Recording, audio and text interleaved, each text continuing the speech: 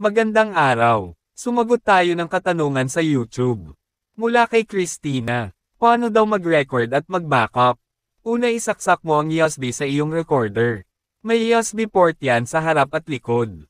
Tapos lalabas ang ganyan. Maaari mo i-click ang file backup at lalabas na agad ang file backup option, pero minsan kailangan mo muna ilagay ang password. I-check mo sa device name. Kailangan na lalabas doon ang pangalan ng iyong USB. Maaari ka gumawa ng patch name o file folder.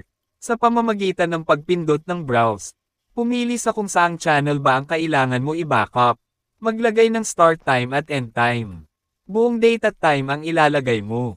Maglaan ng allowance sa oras, halimbawa 12:21 PM ang gusto mo i-backup. Ilagay mo sa start time 12:20 PM at ang iyong end time ay 12:22 PM para mas maayos panoodin.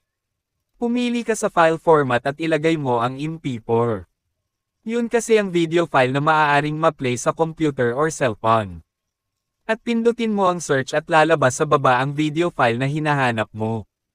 At kung sakali na may ibang channel ka pa na i-backup, maaari mo lang ilagay ang channel na yon, at ilagay ang start time at end time tapos pindutin mo ang search at lalabas na ang video file.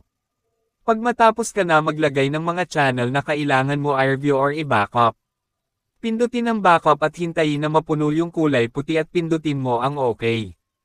Tapos maaari mo natanggalin sa pagkasaksak ang iyong USB. Maaari mo na yun mapanood sa iyong computer o cellphone. Sana nabigyan ko kasagutan yung tanong mo. Maaari din kayo magtanong. Basta wag lang mathematics. I-click nyo ang subscribe or follow. Kasi baka sa sunod na upload ko, yun na ang sagot sa tanong nyo.